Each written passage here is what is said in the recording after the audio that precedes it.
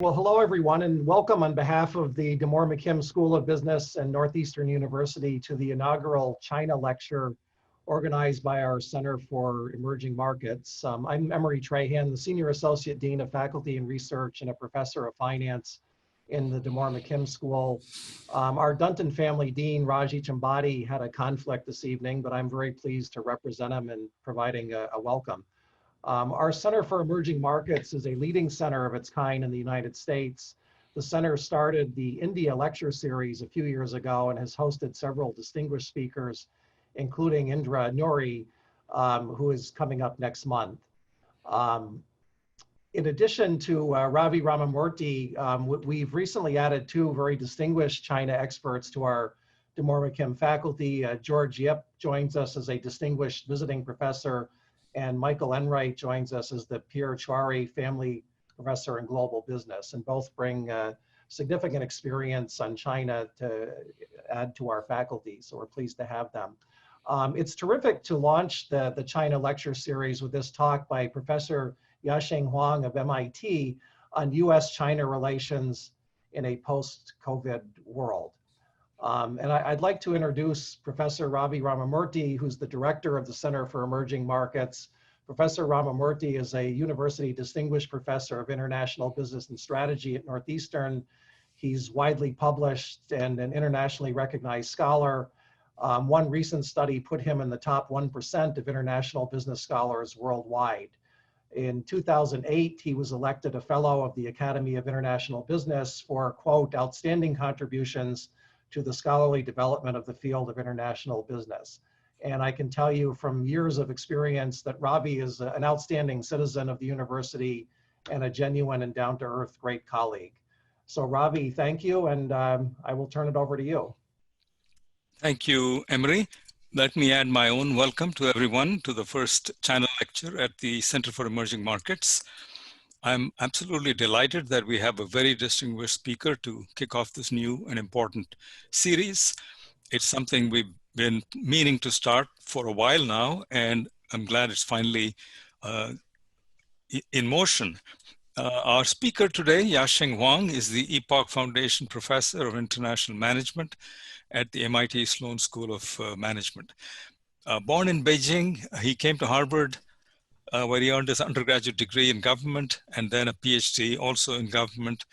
And his previous appointments before MIT-Sloan included the University of Michigan and Harvard Business School. Professor Huang is the author of numerous books, I think 11 books in all, in both English and Chinese, and several academic articles. And among his books are some well-known classics such as Selling China, which he published in 2003, and Capitalism with Chinese Characteristics in 2008. He also participates in policy debates by writing op-eds in the New York Times multiple times, LA Times, and other prestigious publications. He has been an advisor to companies and governments in both the US and China. As Emory said, today he will be speaking to us about US-China relations in a post-COVID-19 world. Professor Huang is will take about 45 minutes to deliver his initial remarks, and that should leave us another 25 to 30 minutes for Q&A. Could I please ask you if you have any questions as you listen to the talk to post them on chat, and we will funnel them to Professor Huang. And as always, please keep your videos and your audios off unless you're asked to pose a question in person. With that, I want to turn it over to Professor Yasheng Huang. Yasheng, welcome virtually to Northeastern University and to the Center for Emerging Markets. Thank you, Ravi, and thank you, Emory, for your kind introductions. It is truly my pleasure and my honor to give this inaugural China lecture. I've known Ravi for many, many years, and I completely agree with Emory that not only Ravi is a productive scholar, influential scholar in international management, he's a very nice guy. So, and that matters. I'm also happy to hear that you have Professor Yip and Professor Enright. That's tremendous. These are two prominent scholars on Chinese business. So let me share my screen, and I hope I will be disciplined enough to finish in 45 minutes. And then I really look forward to Q&A. So my topic is on U.S.-China relations in a post-COVID-19 world. Let's hope that that one of those words is going to be true soon, which is post. And the COVID-19 has had a huge impact on U.S.-China relations, on top of lots of other things that have happened. So I'm going to go through some of these developments.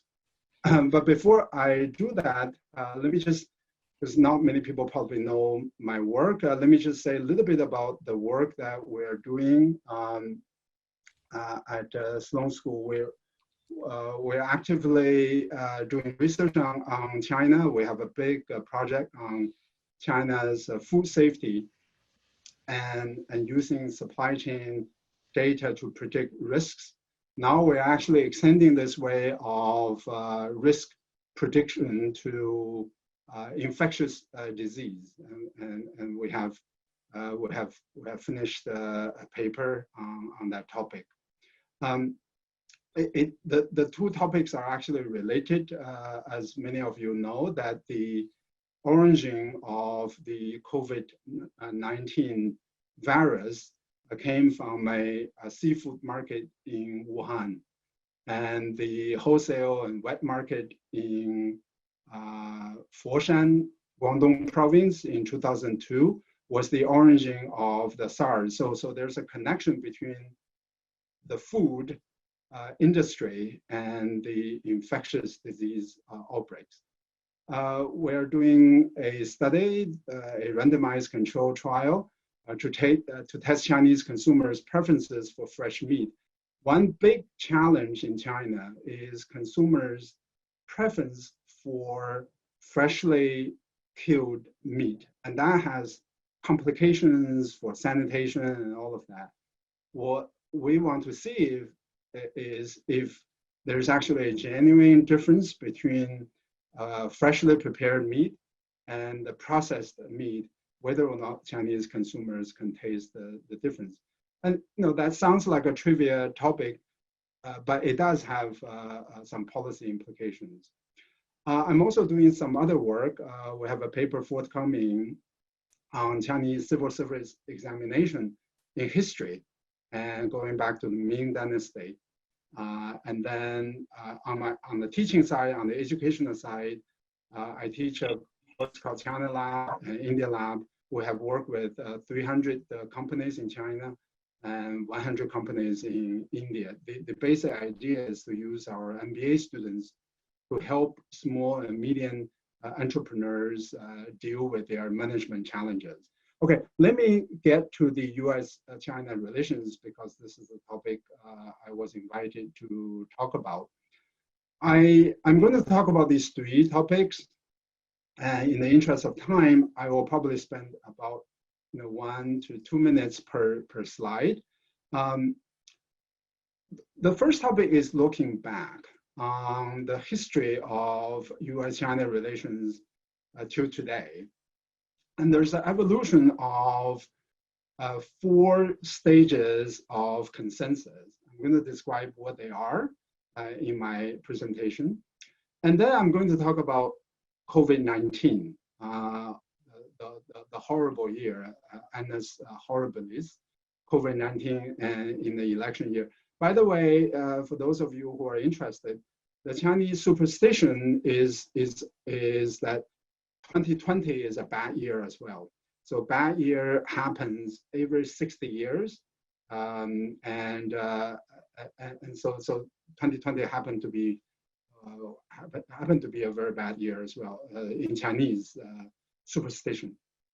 And then I'm going to end by talking about rethinking U.S.-China relations and speculate a little bit about if Biden wins the election, what will be the policy approach toward China on the part of a Biden administration. So let me talk about the evolution of the consensus. There are four of them on U.S.-China relations, and going back to history. The first consensus is what we can call geopolitical consensus, and that lasted roughly from 1978 to 1991. And the basic idea there is, and here so let me clarify, I'm talking about American consensus on U.S.-China relations, not about Chinese consensus about U.S.-China relations. So this is purely from the perspective of the United States. And the basic idea there is we're going to accept Chinese economic and political institutions mostly as they are, rather than engineering to change them. And the reason was Soviet Union. So the geopolitical value of China was mostly as a counterweight to the Soviet Union, right? As many of you know, Soviet Union invaded Afghanistan, and it was at that juncture, U.S.-China reestablished the diplomatic relations. So Soviet Union, a third-party actor, played a very important role in forging the geopolitical consensus. That said, there was also some optimism about reforms after the Cultural Revolution. Right? Deng Xiaoping took over. He famously visited the United States wearing a cowboy hat, and that left a deep impression on the Americans. So there was hope that Chinese system was going to undergo a change. But the most important factor was the geopolitics. The second one was the long one, and that lasted roughly from 1991 to, you could argue, 2016. That was the Trump election, or 18, which is really tied to a Chinese event. That was in March 2018. Xi Jinping abolished the two-term constitutional limit on the presidential term to 2 terms. So you could either kind of time this consensus by the American political calendar or by the Chinese political calendar. I think they reinforce each other. Why 1991? The reason is very simple. Soviet Union collapsed. In 1989, there was a Tiananmen protest, and there was a lot of debate on the part of the US about how to approach China after the Soviet Union collapsed. You know, the geopolitical value of China declined. The issue is whether or not US should continue to build relationship with China. I think it was President Bush Sr. who decided that China was going to change as a result of engaging with the West, and then President Clinton continued with that philosophy. It's basically an engagement strategy, so I call it engagement consensus. The basic idea is that engaging with China through trade, through capital, through education, through cultural, scientific exchange, can change the country in the image of the United States, right? So it could become a democracy, it could become a market economy. And the other consideration was commercial and economic. The idea is that the US was going to gain substantial commercial benefits from engaging with China. the Chinese economy, after a brief pause after the Tiananmen, began to grow very, very rapidly. You have 1 billion consumers. So that was the idea, the big market multiplied by the rapid economic growth of the country. But it is very important to define what those commercial benefits were. I don't recall an active debate about what commercial benefits actually meant. But I think the default assumption was that the benefits are defined as those associated with market expansion, not necessarily access to low-cost labor, right? So in academic language, we distinguish between extensive margin growth, basically growing by acquiring newer markets, bigger markets, more customers, vis-a-vis intensive margin growth, which is that you grow by increasing internal operating efficiency, by economizing on expensive factors of production. It could be capital, it could be labor, right? So these are two different ways of expansion. And I think the default assumption was that the benefits were going to come from extensive margin growth rather than intensive margin growth. And this is where the controversy has now focused on. The idea, it's not a completely wrong idea, but it's not completely right idea as well. The idea is that engagement with China has really just brought about intensive margin growth, right? A lot of factories migrated to China. Workers in Detroit, in Ohio, got laid off. So corporate efficiency has improved dramatically. Capital efficiency has improved dramatically, but the workers lost in this transformation. Whereas extensive margin growth, you could argue that both capital and labor can gain, but that didn't quite happen to the degree that it was hoped. I would also point out that the engagement consensus has always been controversial for human rights reasons and also partially for economic reasons. And then also for geopolitics. China sometimes has cooperated with the US. China has, on some other issues, for example, nuclear proliferation, China has not. So it's always controversial rather than, so when I use consensus, I don't mean that there is no dissenting voice. What I mean is that kind of policy elites subscribe to that view. And then entering into 2018, 2019, before COVID, I would argue that there was a trade war consensus. Essentially, it is an idea that you need to get tough on China. And that's because engagement failed to change China, and China has become more authoritarian, definitely since 2013 under Xi Jinping. So it's very hard to argue that engagement has fundamentally changed the political system. And then if there are no political changes, so that's a very important condition. It's a conditional clause. If no political reforms, a rising China will challenge the United States. Right?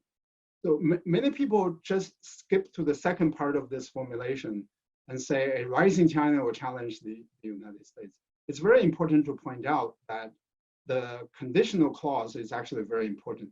If China becomes democratic, market-driven, market economy, a rising China will not necessarily challenge the United States. And then as I pointed out before, the absence of, the apparent absence of extensive margin growth, right? So, one crude measure is the trade balance. The trade balance is, China has a big surplus vis-a-vis the United States. Most people think about international transactions in terms of trade. rather than in terms of capital movement. And then they look at trade figures and say, oh, how come we sell less to China than we buy from China? That's a very wrong way of looking at trade, but that's sort of the prevailing view that people have on trade, including Trump. The intensive growth margin is probably substantial in terms of, market efficiency, corporate efficiency, global supply chain. So if you go back to 1990s, a lot of articles were about global supply chain and just in time, 24/7, right? So a lot of these things are about globalization, where you locate production assets in different countries, utilizing the efficiency benefits of a global supply chain. But there's a political downside associated with the intensive margin growth. And that downside is the decline of America's Rust Belt and the rising income inequality. And I say this not as an established conclusion, I say this as a perception. There's actually a lot of debate among academics about whether globalization was the factor or technology change was the factor. But in the popular narrative, China was blamed for the decline of America's manufacturing Rust Belt. And then we have COVID. So I call it COVID-19 consensus. Maybe this is overstating the degree of agreement a little bit, but it is. I think it's not. It is. So think about COVID-19 consensus as a trade war consensus plus, right? So U.S. had all these economic problems with China. Now you have COVID. You really have an issue with the nature of the Chinese political system, right? The way to put it is that the Chinese political system has a large negative externality, right? So you had the COVID-19 virus. The Chinese contained it within Hubei, within Wuhan city, but the virus got out. And also there was a lot of criticism, a lot of it is quite legitimate, of the early delays and lack of transparency. So essentially, for those people who only cared about economics, who don't care about the political system, now they say, actually, the nature of the political system in China matters to us, right? It's not just trade practices, it's not just IPR, it's not just those things. It's really the political system that matters. Now the narrative is that the commercial interest should be subordinate to overall US national interest, right? So this is a very, to some extent, collective sort of thinking, collective cognitive model, right? So usually we believe that collective interest consists of individual interests, but here the idea is that collective interests prevail over individual interests. So what are the overall national interests? Public health and the overall economic development, right? So we have seen a number of responses to this problem. There's short-term strategy, seeking indemnity, and enforcing trade deals more forcefully. TikTok, right? Banning TikTok, banning WeChat, and things like that. Later on, I'm going to talk about election. This is a contested topic in the current election. In terms of long-term, so I think there are several ideas floated around. One is reducing China's dependency. The other is deglobalization.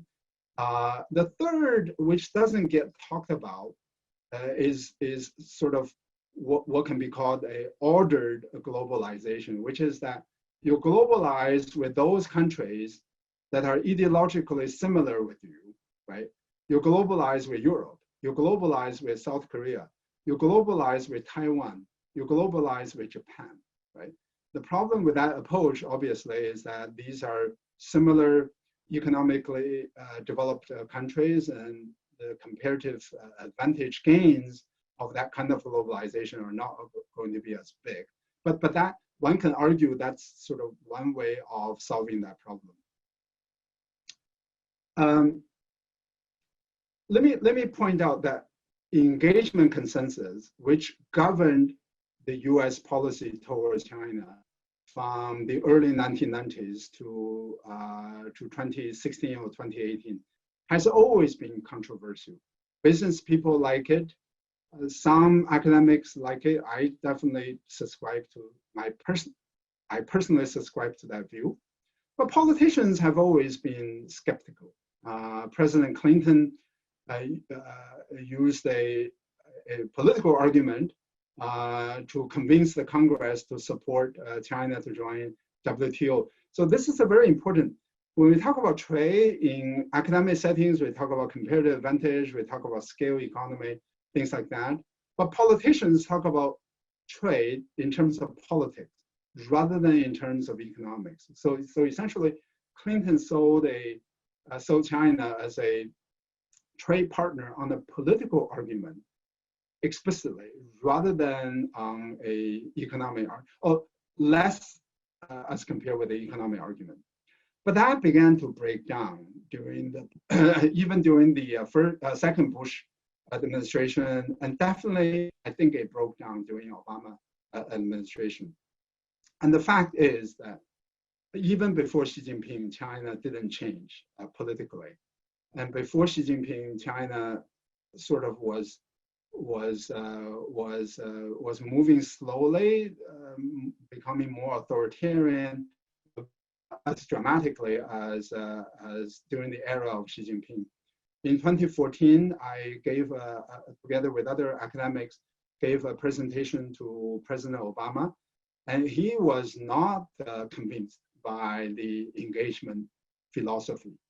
One can argue he didn't do much about it. So but a lot of questions he asked were really about whether engagement was the right strategy. So he had doubt about engagement strategy before Trump. And engagement is a hypothesis. It's not a conclusion. A hypothesis stands only when data and facts support the hypothesis. And there's no question in my mind that Chinese development since 2013 have falsified this hypothesis. So I would argue that the rise of Trump and GOP hawks is a factor, but not the only factor. I think the key thing that has happened is really on the Chinese side, and the US reacted to the new reality that has unfolded in China since 2013. And 2018 constitutional revision puts in sharp focus on the political regression of that country. So even though there's a lot of opposition to Trump's other policies, there's quite a bit of consensus on Trump's view of China. So both Democrats and Republicans believe that the US should get tough on China. I believe there are some differences between the two parties. Later on, I'm going to come back to this topic. On trade war, the opposition is really about the means, whether or not this is the right tool. It's not about the end. Even business people talk about the need to get tough on China. So as I said before, both Republicans and Democrats share that view. Wall Street and Silicon Valley, who have been traditionally supportive of engagement with China, they have also spoken up about a need to reset the relationship. Right? Steve Schwarzman, Elon Musk, Tim Cook, right? So these are prominent business leaders who supported engagement with China for many, many years, and they have changed, to some extent, their minds. So I think one consequence of COVID-19, there are lots of consequences, but let me highlight one of them, is what I call loss of control. Essentially, in the past, policy elites were the only decision makers on US-China relations. You know, who are policy elites? These are foreign policy professionals, politicians in the executive branch, business community, academics, and people like that. Right? I think what has happened because of COVID-19 is that the circle of decision making has expanded. The legislative branch got involved. The American courts may very well get involved. The general public now is very vocal about US-China relations, right? So usually foreign affairs is kind of esoteric, is not a key issue in the elections. In the current presidential election, it is a very important issue. China contested topic. So I would argue that because society is involved, because legislative branch is involved, and even judicial branch is involved, once this consensus is formed, it's very hard to change. So we're going to see this for a number of years, but maybe for decades. If China doesn't change, we're going to see this consensus set rather solidly for the next 10 years and 20 years, because it's so hard to change the minds of so many people. Overall, the US public view of China is extremely negative. And COVID-19 only increased the negative view on China. The blue line represents the negative view. The green line represents the favorable view. Now is 66% negative, 26% favorable. There are conspiracy theories thrown around, and Trump and right-wing Republicans subscribe to that view. Trump called the virus Chinese virus. Tom Cotton argued that the virus came from a Chinese lab. This is widely believed by the right-wing Republican politicians. Democrats probably don't necessarily subscribe to that conspiracy theory, but there's bipartisan agreement on the lack of transparency of China in the early stage of COVID-19. I think this is well documented, and I don't need to go through the detail. Biden has accused Trump of trusting China too much. Missouri has filed legal actions against China, accusing China of hiding information, seeking damage. A GOP in Congress has pushed acts to allow American citizens to sue China, accuse China of hiding information in the early stage, and carving out an exception for the 1976 Foreign Sovereignty Immunity Act. And US has closed down Chinese consulate in Houston and has designated Chinese news organizations as representatives of Chinese embassy. There are also legal actions. Senator Lindsey Graham has called for debt cancellation. And then there are other actions that Trump administration was considering. Also, the forced sale of TikTok and the ban on WeChat. These are some of the recent actions. The one consequence is that it undermined the security of assets of Chinese companies viewed as close to Chinese government, and maybe even on the part of the Chinese companies that are not even close to the Chinese government. So essentially, US as a haven for property rights security has probably declined in stature. The opinion survey shows that American public believes that China should pay the damage for the spread of the virus. And this is from the Harris poll. And this is global. This is not just the US. EU trade officials have called for reducing trade dependency on foreign country. Japanese government has a program to subsidize Japanese companies to move their manufacturing operations to Vietnam, to India, out of China.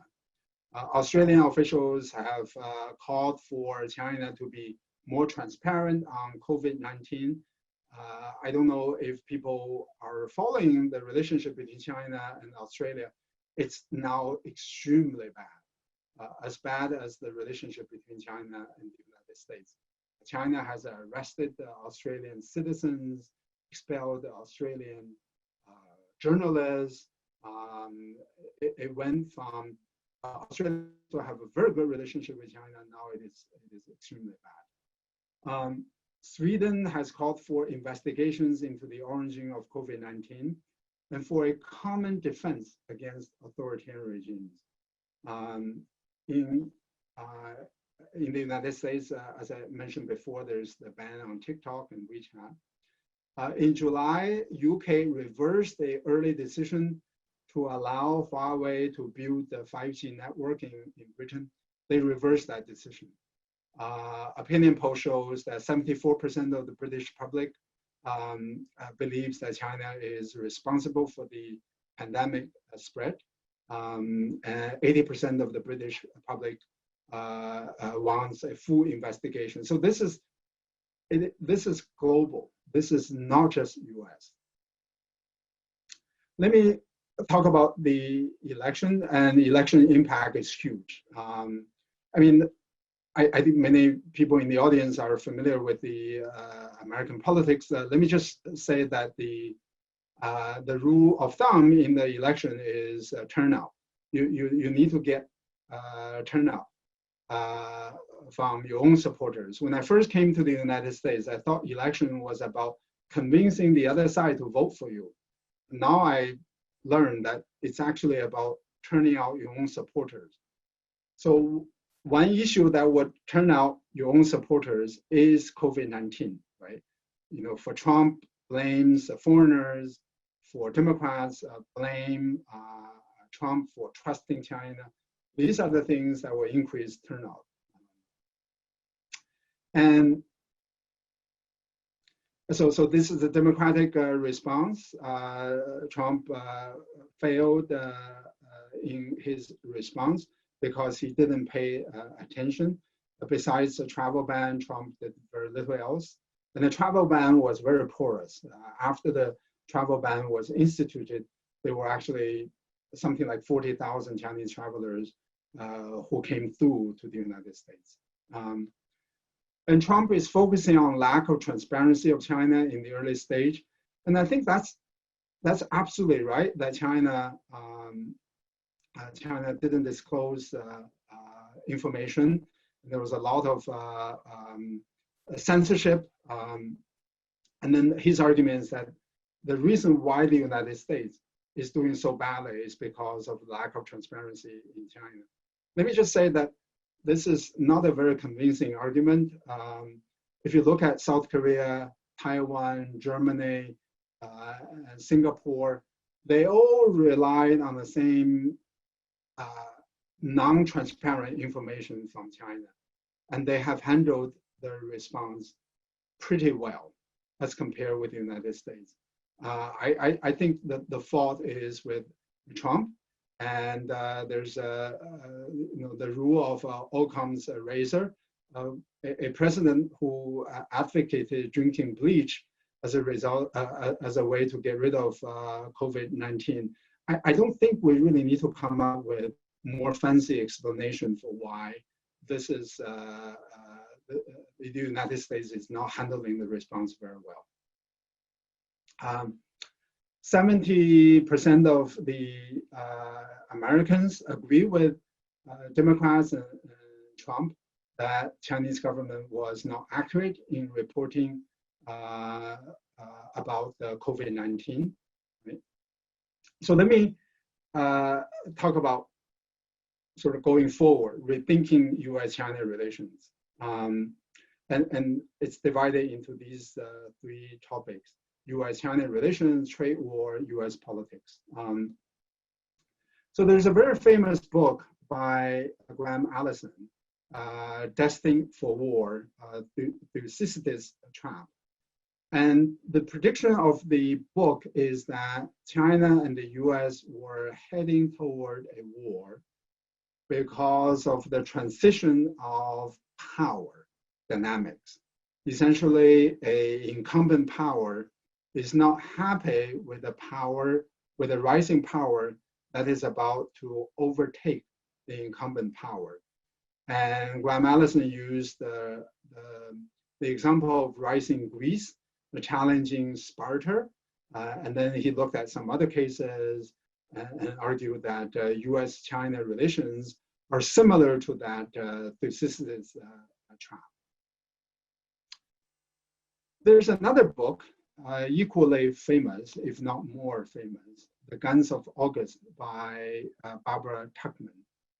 And the argument there is that World War I happened because of a series of miscalculations and misunderstandings. You know, there's economic miscalculation, there's miscalculation about the duration of the war, there's a miscalculation about politics, a series of miscalculations. So the fundamental difference between these two ways of looking at the war is that one is rooted in structural factors, GDP growth, the size of the economy, things like that. The other is rooted in perceptions and misperceptions rather than in structural factors. My view is that US-China relations are probably closer to what is described in the Guns of August. I'm not saying there are no structural factors, but I don't think those structural factors in and of themselves are going to matter as much as alleged by Graham Allison. And here I'm going to focus on Chinese perceptions and misperceptions. In the Q&A, I can come back to the US side. Chinese have had a very economic view of the United States. It's basically the equivalent to its economy is stupid. So their view is that Americans only care about economics. They don't care about other things. They may talk about human rights, they may talk about these things, but in reality, it's the economics. And the other view is hard power is equivalent to soft power. So if you throw money around, such as Belt and Road program, you're going to gain friends and influence. And as I said before, Americans only care about economics. And the other view is that for a long time, Americans had a unified, homogeneous view on national interest. And that view is that American economy, Chinese economy is indispensable to the US. You cannot disengage from China. So you call the US bluff. That's the that strategy is behind this view that Chinese economy is indispensable to the United States. And the other is that Chinese politicians like Republicans. They think Republicans are transactional. They are not ideological.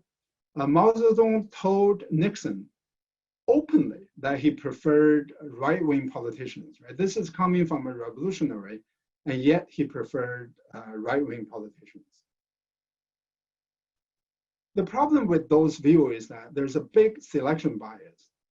And this is basically preaching to the choir problem. The Chinese government only engaged with what they call old friends, or those Americans with economic interest in China. In foreign affairs, they only invited Henry Kissinger. They usually don't invite Democratic policy advisors because they think that the Democrats value human rights. So they essentially don't hear directly the criticism from the Democrats of Chinese human rights. They only hear from Henry Kissinger, whose own human rights record is less than impeccable, let me put it that way. In the investment arena, they only invited people like Jim Rogers and Ray Dalio. They really don't invite people like George Soros, right? George Soros is more critical of China. Ray Dalio, Jim Rogers, they usually sing to the heaven Chinese economy, Chinese politics. In academia, they only invite Joseph Stiglitz, but not Paul Krugman, right? So these are two very similar macroeconomists. Both of them won Nobel Prizes, but Joseph Stiglitz, I don't know his view on China now, but for years and years, he was very positive on China. Paul Krugman was quite critical of China. So there's a massive selection bias. They selected people who tend to say positive views.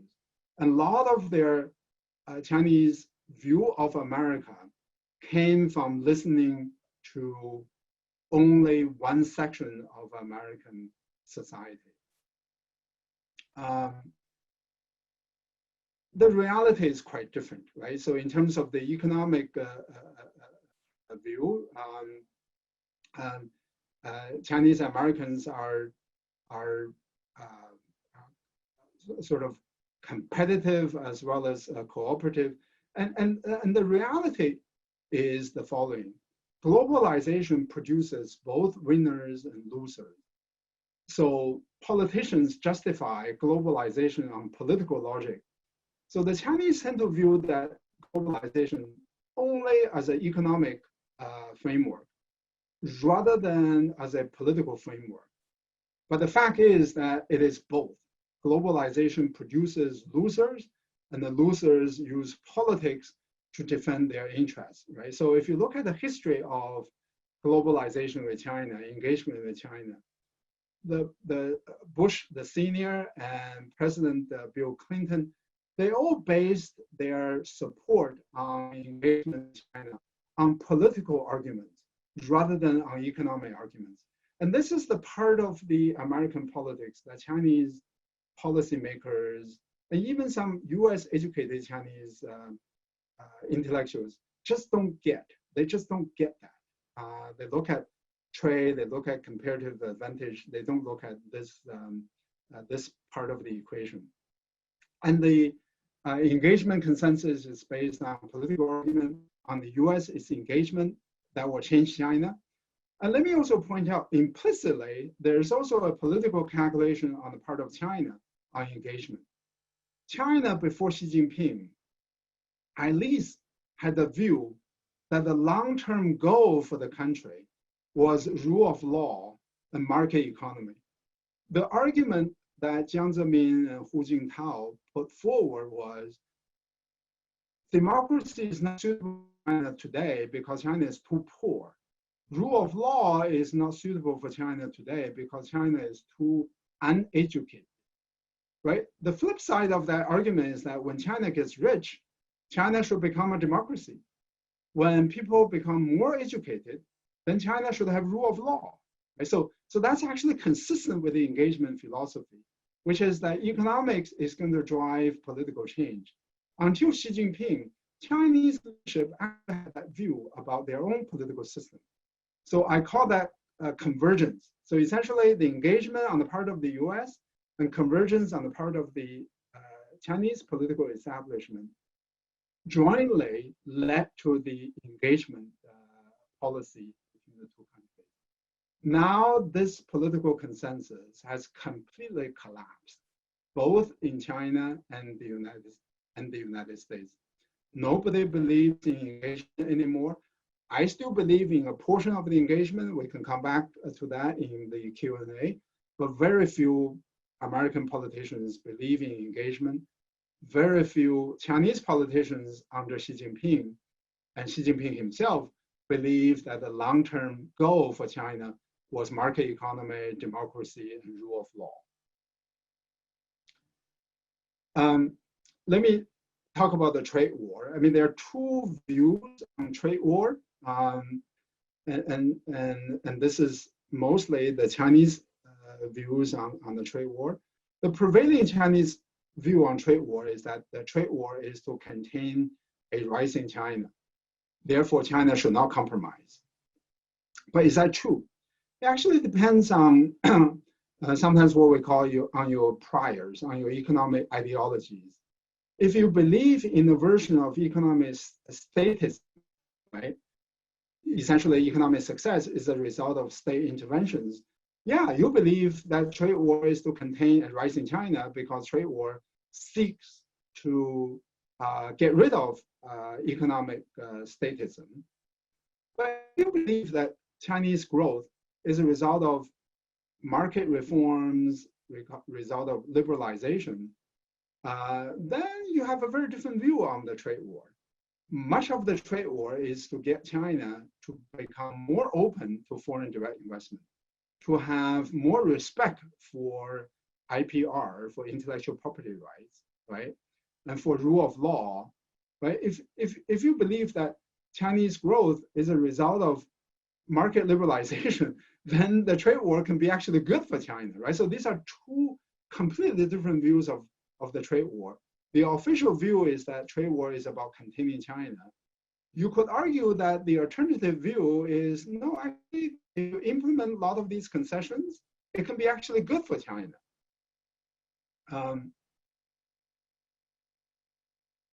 The other issue in China, I think lately Chinese began to recognize this, that the Republicans are not very easy to deal with. But traditionally, historically, they like Republicans. As I said before, Mao Zedong told Richard Nixon that he preferred Republicans to Democrats. They think Democrats are too intellectual and not very decisive. Republicans are decisive. Lots of Chinese believe that the Republicans are economically oriented, are competent, they are transactional, efficiency oriented.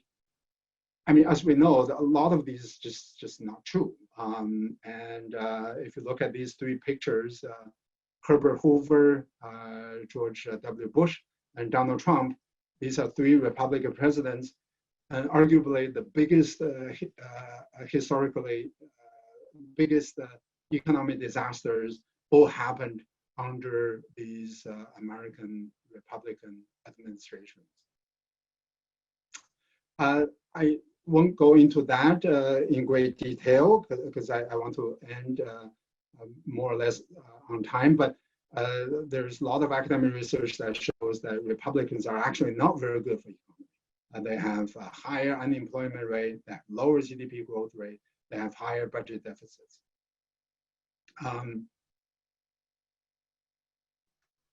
Let me speculate, and this is pure speculation, what a foreign policy toward China looks like under Biden.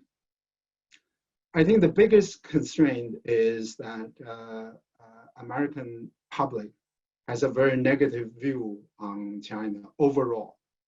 That said, Republicans have a more negative view on China than Democrats, right? So if you look at the graph on your left, on the left side of the screen, the left panel, the red line represents the Republican view of China, negative view.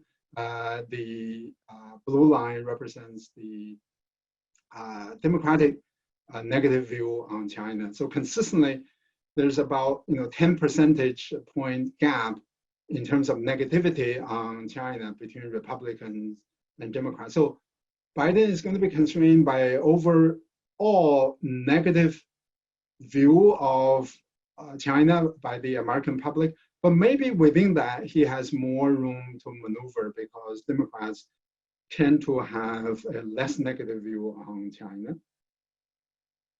And there are several other factors that can influence his policy. One is that I think he needs to understand, and I think his policy advisors do understand this point.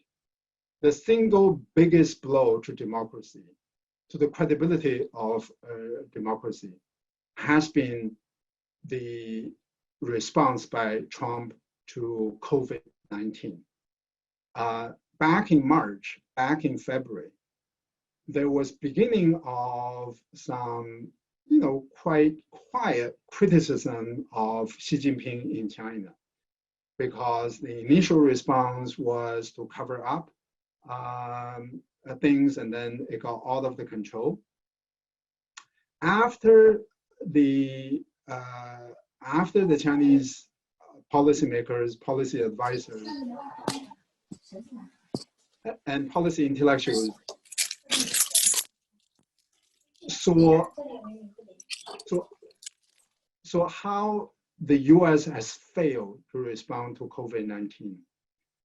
That has a big impact on support for the Chinese government.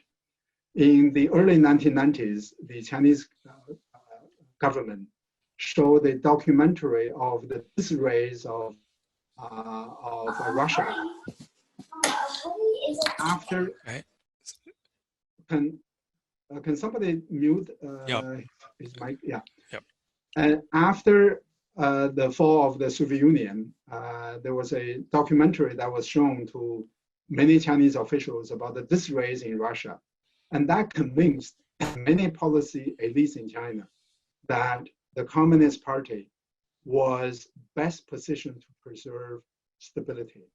And I think the horrible response by the Trump administration to COVID-19 convinced a lot of the Chinese that the autocratic system that China has actually has some merit.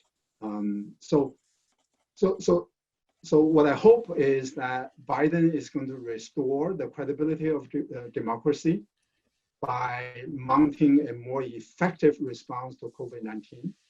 And also, I think Democrats have a more nuanced view of China. The relationship with China is very complex.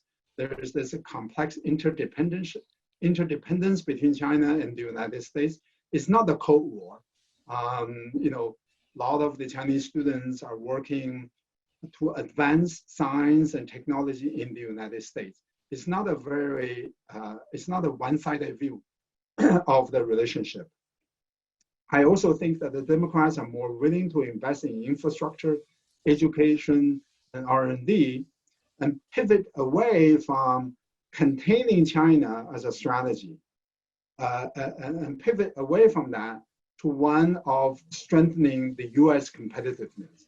I think the best response US can come up with is improving the competitiveness of the United States, rather than trying to stop China from rising. There is also the recognition of the need to cooperate with China on global warming, on energy, on public health, and on other issues. Whereas the Republicans, if you don't really buy the idea of global warming, of course you don't see the need to collaborate with China on global warming. If you don't support sustainable energy, wind power, solar, and things like that, of course you don't see the need to collaborate with China. But that said, it's unlikely the relationship between the two countries is going to improve substantially. The ground has shifted. Much of the American public has a negative view on China, and there's more emphasis on resilience rather than on efficiency. Americans support decoupling from China. Let me just conclude by saying that this is a pissing contest, a deterioration between the two countries. The relationship between the two countries is bad for both countries. We can debate who is the winner, who is the loser, but both sides lose. There's no question about it. The US political system has a lot of problems. And I would argue that the Trump election is probably one of the most fatal mistakes made by a democracy, a colossal mistake made by a democracy. His re-election will seal the deal. It will destroy the credibility of democracy for decades to come, because it will show that democracy is not able to self-correct its mistake. And the best way to compete with China is to shore up the legitimacy and credibility of the democracy and to improve US competitiveness. But the burden of a fundamental change in the relationship between China and the United States is on China. It's not on the United States. That I think we just have to recognize that. And I don't know what the probability of that change is, but that's the burden. It has to reverse its hardline policies on a variety of policy fronts. China needs to understand it is in its own best long-term interest to preserve a good relationship with the United States, right? So I often say that let's just think about US as a venture capitalist. It has successfully invested in Germany, Japan, and South Korea. What did the Soviet Union invest in?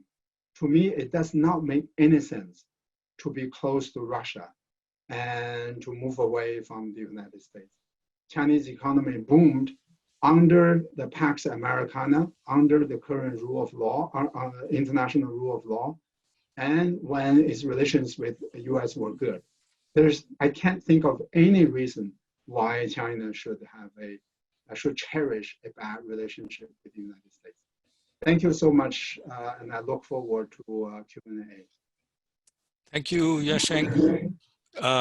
We have a lot of questions, and I'm going to quickly try to paraphrase some of them because I know our time is short. Let me start up with a pair of questions that really look at two sides of the same relationship. That is between private Chinese companies and the Chinese government. How much influence does private Chinese companies have on the foreign policy of the Chinese government? And similarly, on the other side, how concerned should Western managers and companies be about the influence that the Chinese government has on the private companies? I think the first question is probably easier to answer than the second one.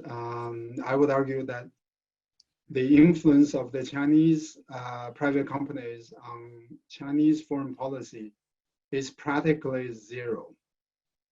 And foreign policy, so let me actually go further than that and say that the influence of the Chinese private companies on Chinese decision-making, that includes both foreign affairs and domestic policy, and even probably economic policy, is very small. On economics, a little bit here and there, but the influence there is mostly by their performance rather than by their voice. I mean, if you have a bad credit policy, then the performance gets bad, and Chinese government pays attention to the performance rather than the view of the Chinese private companies. In terms of the government influence on management, I think this is a difficult question to answer.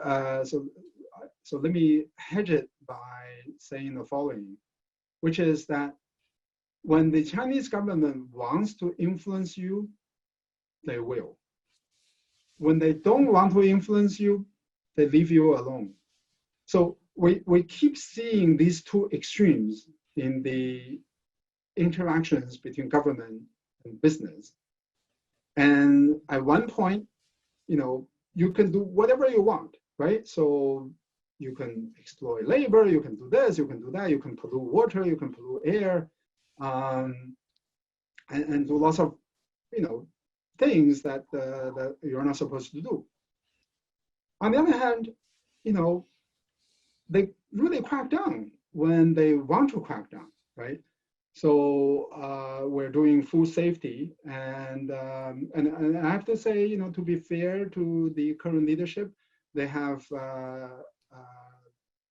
tackled food safety more than the previous leaders, and we have seen some improvement in food safety and in pollution management as well. So if they want to pay attention to an issue, they will and they can, right?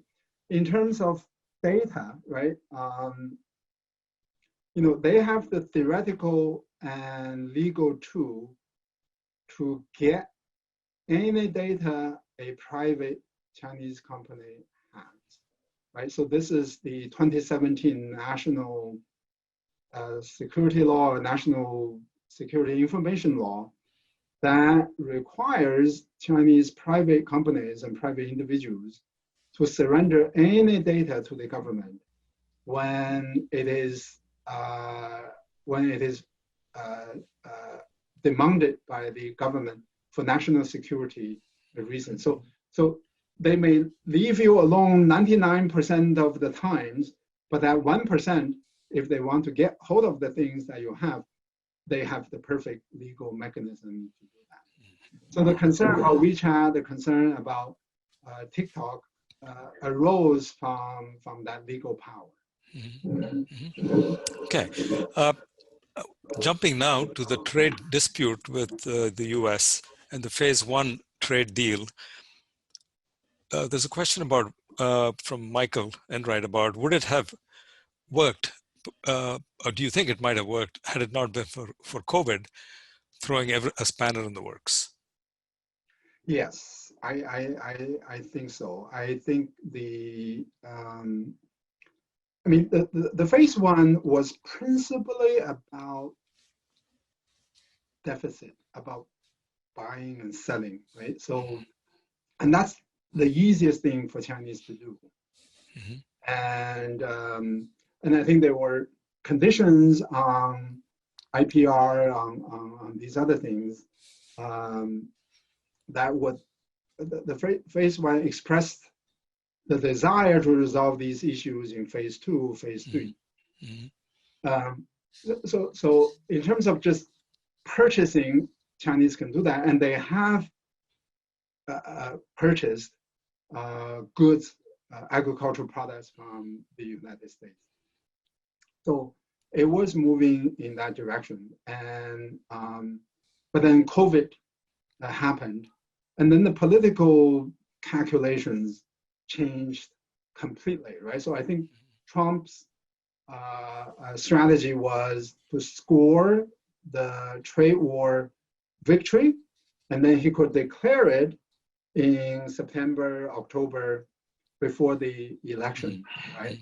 But now that victory is almost meaningless because the US economy is in such a terrible shape. Whatever the gains that you get from the the phase 1 of the trade war are totally wiped out by the catastrophe of the COVID-19. So yes, I agree with Michael that it could have worked, and it could, you know, it could have resulted to phase 2, which I think would be good for both China and the United States. There's a couple of questions about the developments in Hong Kong. And I would maybe even broaden it beyond Hong Kong and ask you for your thoughts on whether we're seeing, some people argue that when economic performance slows down, nationalism is an appealing message that leaders, political leaders, would like to give to their populace. How do you see that happen? Is that happening, you think, in China? And any specific thoughts you might have on Hong Kong?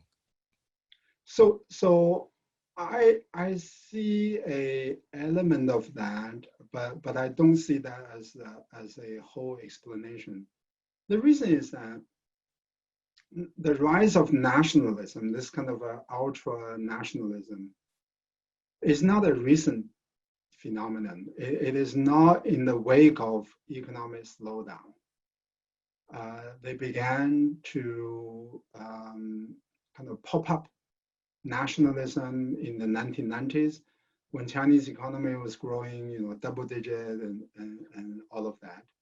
And the young people in China, they revised the textbooks to get rid of parts of the textbooks about the Great Leap Forward and the Cultural Revolution. So, even some of my MBA students have no idea what happened in China in the 1950s and 1960s. And it is actually quite remarkable how clean the wipeout was.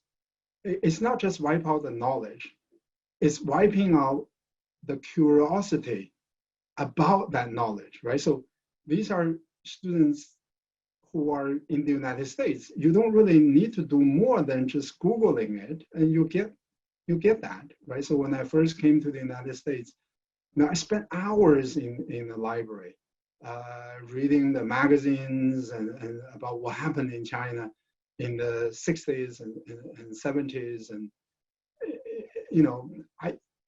I grew up in China at a time when I had no knowledge about the outside world, no knowledge about what really happened in China, but at least I had the curiosity. So the most remarkable thing about this is a post-Tiananmen development, was that not only the knowledge was wiped out, but the curiosity was wiped out.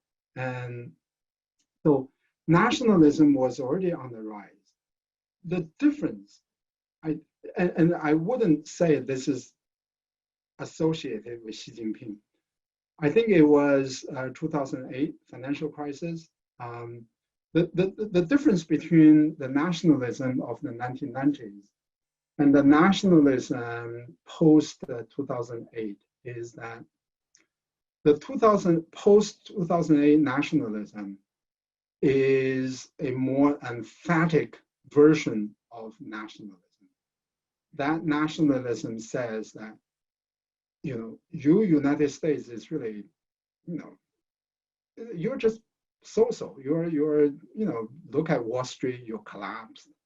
Look at your infrastructure, it's horrible. A lot of people, both Americans and Chinese, like to use airport as a performance metric. Thomas Friedman famously argued that the U.S. has a third world airport, and a lot of Chinese do the same thing. They look at the new airports in Shanghai and in Pudong, in Beijing, and then they look at JFK and LaGuardia. They say, "Oh, U.S. is a declining country." I don't buy that view. And actually, if you look at, I'm currently working on a book. I call these people airportologists. And for a scholar, it's actually a very convenient way to do research because you have to pass through airport anyway, and then I guess you can do research there. And I call them airportologists. That's just totally wrong. If you actually look at the efficiency of airport utilization, the US is much higher in terms of the on-time departure.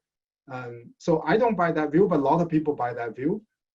So the view is that we are nationalistic and we're better than you, right?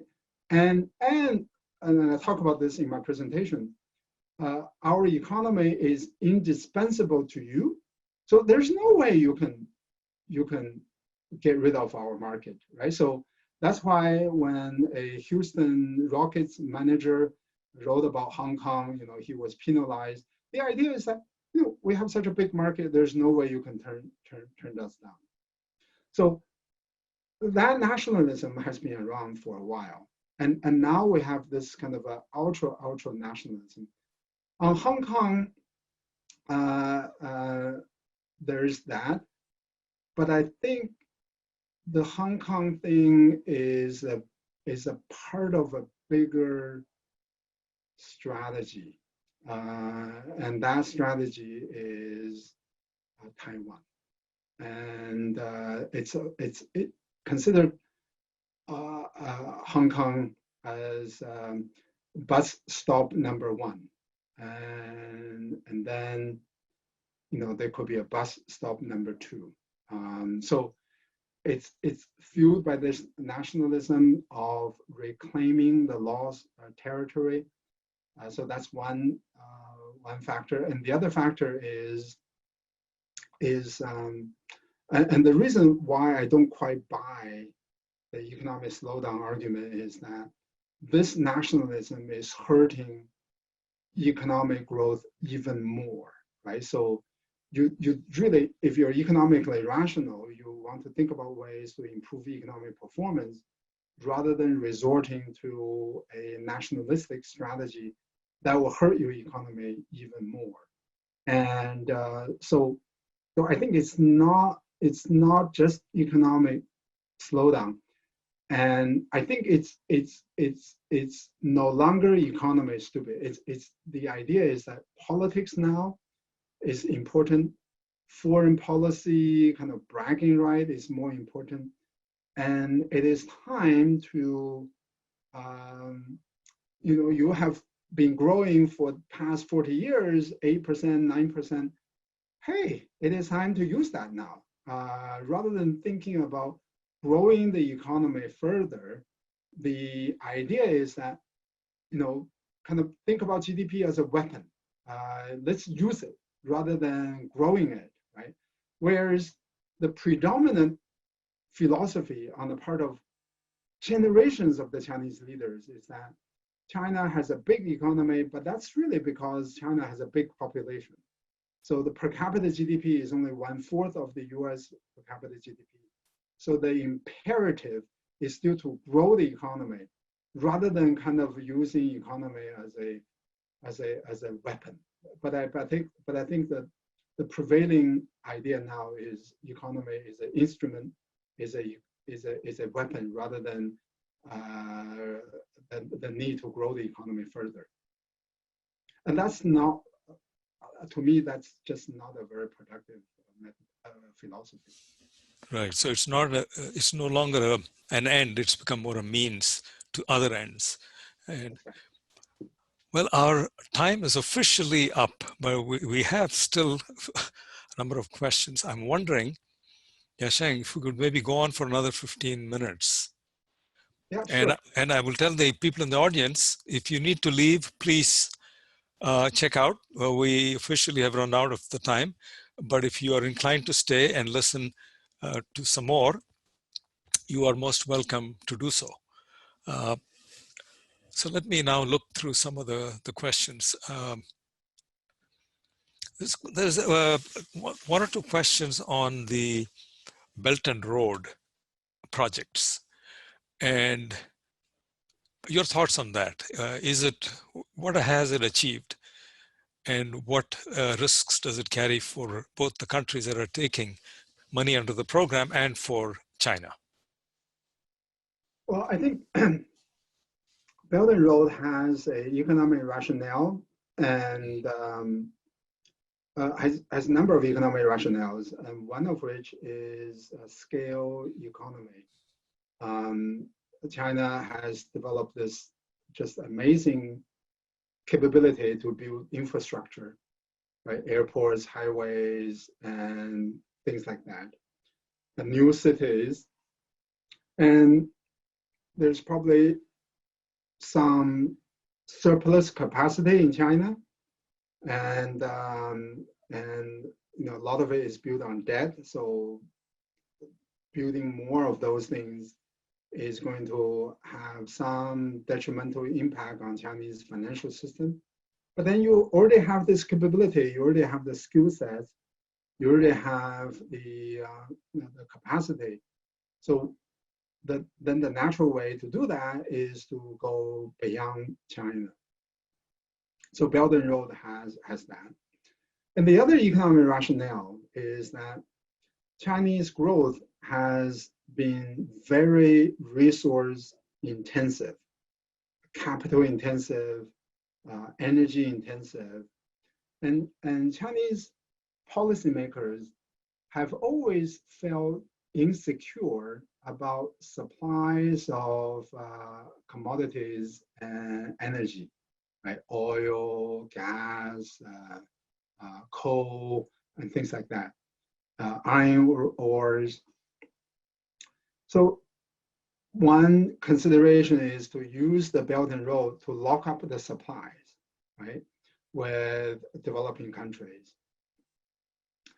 And one can argue whether or not that's necessary, because commodity market is a very highly developed market. You can just buy and sell on the exchange, and you don't really need to lock up the supplies. But nevertheless, that's their view. So these are the motivations. And so people who focus more on geopolitics would also say that there is a geopolitical calculation, and there could be. I'm not too clear about that.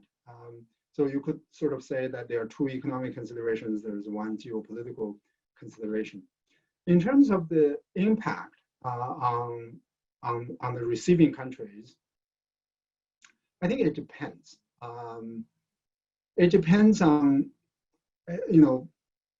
so those of us who study economic development, we know that infrastructure itself is not the magic bulletin to economic growth. It is in conjunction with other things, especially human capital, basic education, basic public health, and the right policies. My worry is that a lot of receiving countries don't really have these complementary conditions for economic growth. So simply getting a highway in and of itself, I don't believe is sufficient to jumpstart growth. One example is Pakistan, right? Pakistan has a very low level of human capital, very low level of basic education. And in that, so Chinese economy was able to grow. A lot of people look at airports and all of that. That's actually the wrong way to look at it, because Chinese were able to grow even before they began to build the infrastructure. The Chinese were able to grow because of excellent human capital that they were able to accumulate. Some of it went back to the Maoist era. And I would argue that India, for many, many years, neglected building up the human capital. But now it has began to pay attention to that. So a lot of people focus on lack of infrastructure in India. I will focus more on human capital. Pakistan is famous for not educating its population. And so just having a road in isolation is not going to do the trick. Once it is not starting the growth, then you're going to have some financial problems, right? So if you don't have growth, how do you pay back the investments?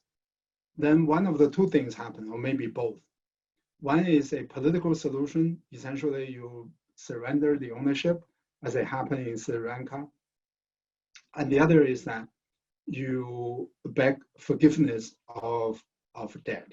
And many Belt and Road countries have done that vis-a-vis China. That translates into a problem for China, because not only you build these things, you're actually funding these things, and then the economic growth fails to happen, the payback fails to happen. Ultimately, the costs are going to be borne by Chinese savers who put in their money into the Chinese banking system. So that's my view of the Belt and Road. It shouldn't be a general view. I think for some countries, it's probably working out very well. For some other countries, it's probably not working out very well. I just don't believe in the magic bullet view of infrastructure.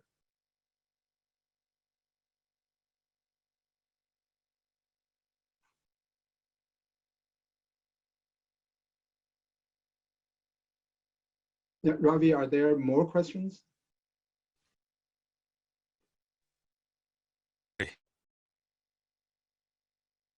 So I do need to leave at 7:30 though. Ravi, you probably want to unmute yourself. Yeah, I've been trying to, but now I succeeded, I think. So what I was going to say, Yasheng, was we have 2 or 3 minutes before we will wrap this up. If you have any final thoughts on the future of US-China relations, and you raised the question of whether this is going to end up in an ugly conflict or not, what are your final, if you had to bet today, given all of the unknowns and all of the knowns, where do you come down on the future of that relationship? I don't think I'm exaggerating, but I think, so there's a narrative that China and the US are going back to the Cold War. And I often joke, that's the good news. The reason is that at least a Cold War is not a hot war.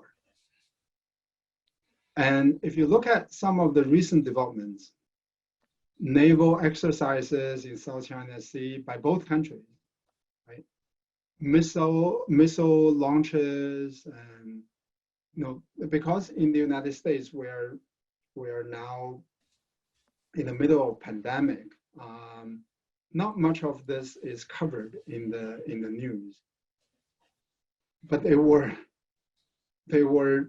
a close calls between U.S. Navy and Chinese Navy, and the missiles were flying around. In 2001, there was an American reconnaissance plane that collided with a Chinese plane, Chinese jet fighter. The pilot of the Chinese jet fighter died, and the US reconnaissance plane made an emergency landing in Hainan Island. The leaders of the two countries resolved the issue peacefully. Imagine the same thing would happen today and tomorrow. Do you think Trump, would handle this calmly? Do you think Xi Jinping will handle this calmly? No, I don't think so, right? So that's why I go back to Barbara Tuchman's book, on Guns of the August, right? Wars can happen not by planning, but by accidents. The probability of the two countries of having some sort of accident is increasing by the day, right? The US Navy is sailing through the Taiwan Strait. Something may happen, something may give, right? So that's my biggest worry. And if that happens, just think about global impact, global economy, things like that. And what's going to happen to people like me, so Chinese origin, but living and working in the United States. Would I be shipped to some concentration camp in California, right? So it's a very, very thorny issue, and I think hopefully with the new leadership in the United States, China is what it is. There are very few instruments that we have to influence politics there. Given that, we need to do some hard thinking about how to deal with the current situation. It's really, I'm not overstating it. It's a very dangerous situation. Well, that's a very sobering set of thoughts, Yasheng, but I think very realistic and certainly something all of us should be concerned about, all of us should be thinking about. You've given us a lot to chew on. We have still a lot of questions left, but that's the nature of these events. We can't get to all of the issues, but you've given us a very broad overview and a very deep, sharing your deep insights into both China and the US, which is not easy because not everyone has a good understanding of both sides of this relationship. And thank you so much. And I hope, as you say, that the worst case scenarios don't pan out. But as they say, you got to hope for the best, but be prepared for the worst. Yeah. And you have helped us prepare for all these scenarios. Thank you, Yasheng. Thank you, Ravi. Thank you also. Yeah. We'll be in touch, and we'll continue this conversation privately, maybe. Yeah. And to the audience, thank you all for being with us. And to Magda, who helped organize the Zoom and all the invitations and so on. Thank you all so much. Good night. Be safe. Good Bye-bye. night.